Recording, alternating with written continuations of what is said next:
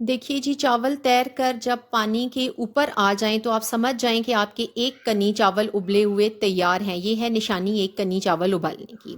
बिस्मिल्लाहिर्रहमानिर्रहीम, अस्सलामु अलैकुम, welcome to the kitchen of green healings.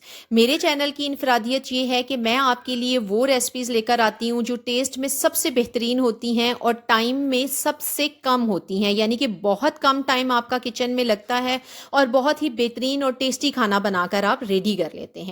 आज बनाने जा रहे हैं white biryani, white mutton biryani, जो मैं अपनी बेटी की फरमाइश पर बनाने जा रही हूँ। और ये बिल्कुल इसका प्रोसीजर बहुत ही आसान है। ना हम मैरिनेशन करेंगे, ना काजू डालेंगे, ना मलाई डालेंगे, लेकिन टेस्ट में ये बेहतरीन होगी। यहाँ मैंने लिया है 1 कप ऑयल का, जिसमें 1 टीस्पून ज़ीरा, 4 लौंग, दारचीनी के 3 टुकड़े, 2 बड़ी इलायची और 4 छोटी इलायची शामिल करूँगी।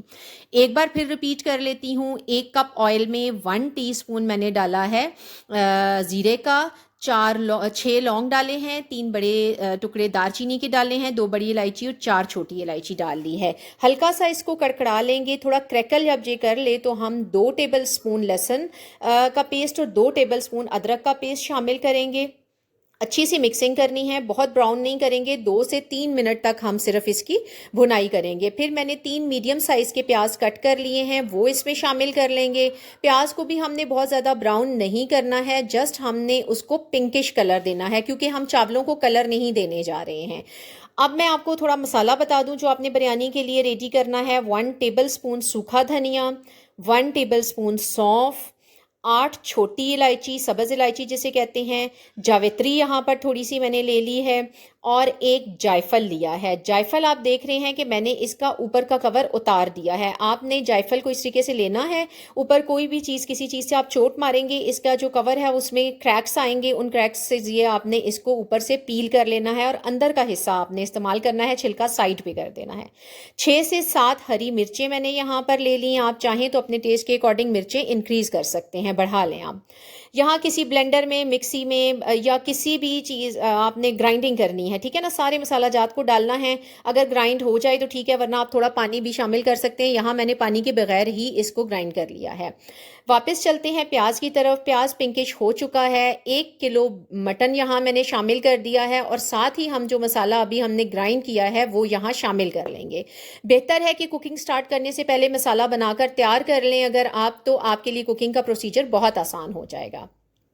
मसाले की अच्छे से मैंने मिक्सिंग की है। साथ में शामिल कर रही हूँ 4 टेबल स्पून लेमन का रस, और 6 टेबल स्पून यहाँ पर मैं सफ़ेद सिरका शामिल कर रही हूँ। आप 4 टेबल स्पून भी शामिल कर लें, इनफ होगा। हमने इसकी अच्छी सी मिक्सिंग करनी है। गोश्त अपना पानी छोड़ना शुरू कर चुका है। इसी पानी में हमने गोश्त को कुछ देर के लिए पकाना है। अच्छा, नमक वगैरह भी अभी मैंने शामिल नहीं किया, कुछ और चीज़ें हम इसमें ऐड करेंगे। यहाँ मैं इसमें अब शामिल करूँगी 2 टीस्पून चाट मसाला पाउडर, भर के आपने शामिल करना है, और 1 टीस्पून आपने शामिल करना है गरम मसाला पाउडर।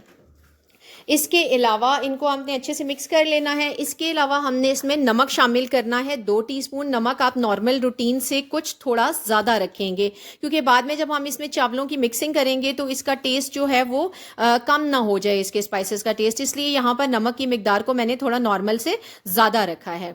तो 2 टीस्पून नमक डालकर फर्दर मैं इसको थोड़ा सा मिक्स करूँगी, पकाऊँगी। आप देख रहे हैं कि गोश्त ने अपना पानी छोड़ दिया है। इसी पानी में कुछ देर हमने इस गोश्त को पका लेना है। फिर आपने 1.5 कप दही का बीट कर लेना है। उसमें कोई लम्स ना रह जाएं, कोई गुठलियां नहीं होनी चाहिए, क्योंकि बाद में वो फट जाता है दही सालन में, और फिर अजीब सा वो लुक भी आती है, अजीब सा टेस्ट भी देता है। यहाँ मैंने 1.5 कप दही का इसमें शामिल कर दिया है। और तेज़ तेज़ आपने खाने में दही की मिक्सिंग करनी होती है, तब भी दही फट जाता है। और अगर आप समझते हैं कि आपसे तेज़ मिक्सिंग नहीं हो पाएगी या दही फट जाएगा, तो उसके लिए आपको टिप दूं कि आप चूल्हा बंद करके दही को शामिल किया करें। उसकी सालन में जब अच्छे से मिक्सिंग कर लें तो फिर उसके बाद आप दोबारा चूल्हा ऑन कर लें। इस तरीके से भी आपका दही नहीं फटेगा। यहाँ मैंने दही शामिल किया है। 1 से 2 मिनट पकने के बाद दही अपना सारा पानी छोड़ देगा, और इसी पानी में हमने गोश्त को कुकर लगा के गला लेना है। अगर आप समझते हैं कि दही कम है, पानी कम है और आपका चिकन नहीं गलेगा, तो आप और पानी डाल सकते हैं। यहाँ एक बर्तन में पानी में मैंने डाल दिए हैं 4 पत्ते उसके तेज़पात के साथ मैंने बड़ी इलायची शामिल की है, 1 टीस्पून ज़ीरा है और 1 टीस्पून काली मिर्चें मैंने शामिल की हैं, 4 से 5 लौंग शामिल किए हैं। अब ये पानी में 2 टेबलस्पून नमक, बल्कि 2 से 4 टेबलस्पून नमक आप डाल सकते हैं, एज़ पर योर टेस्ट आप डाल लें। और यहाँ पानी को उबाल आने तक मैंने कवर लगा दिया है। साथ ही आप देखिए हमारा जो मटन है वो गल कर रेडी हो चुका है। मटन आपने फुली गला लेना है। कुकर मैंने 20 मिनट का लगाया है और अच्छे तरीके से मैंने गला लिया है। जहाँ चावलों के पानी को उबाल आ चुका है, 1 किलो चावल मैंने वॉश करके इस पानी में शामिल कर दिए हैं। हल्के हाथ से आपने चम्मच हिलाना है ताकि चावल ना टूटें। उसके बाद हम फिर इसको ढक्कन लगा देंगे। थोड़ा सा ढक्कन को ओपन रखना है क्योंकि पानी को जब उबाल आएगा तो आपका पानी बर्तन में से बाहर ना निकले। अच्छा, अब जब 2 उबाल चावलों को आ जाएंगे उस वक्त आपने यहाँ पर वाइट विनेगर, सफ़ेद सिरका ऐड करना है ताकि आपके चावल टूटे ना, गिरे ना और वो गलने के बाद उसकी शक्ल ख़राब ना हो। इसके लिए हमने यहाँ पर 6 टेबल स्पून मैंने सफ़ेद सिरका शामिल किया है। सिरका आहिस्ता आहिस्ता शामिल करें। जो ही आप चावल में डालेंगे तो चावल का पानी एकदम उबल के ऊपर की तरफ आएगा, तो आपने ये ख्याल रखना है कि आप जल ना जाएं। यहाँ आप चेक करें, चावल आपके एक कनी जब उबल जाएं तो उस वक्त आपने इन चावलों का पानी सारा निकाल देना है। अब अगर आपको ये समझ नहीं आती कि एक कनी चावल कब उबलते हैं, तो आप देखें जब पानी के ऊपर तैर कर आना शुरू हो जाएं चावल, तो उस वक्त आपके चावल एक कनी उबल चुके होते हैं।